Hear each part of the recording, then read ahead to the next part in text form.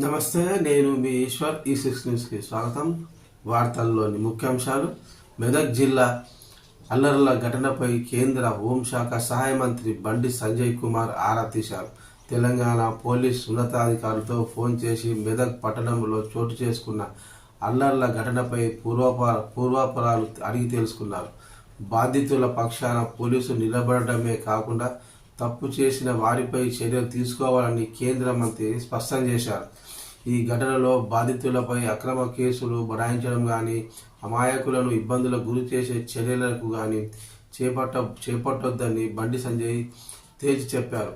మెదక్ పట్టణంలో పోలీసులు తీసుకునే చర్యల ఆధారంగానే పరిస్థితులు చక్కబడతాయని, శాంతి భద్రతలను కాపాడే విషయంలో ఏ ఒక్కరికి కొమ్ము కాయకుండా వ్యవహరించాలని బండి సంజయ్ పోలీసులకు సూచించారు.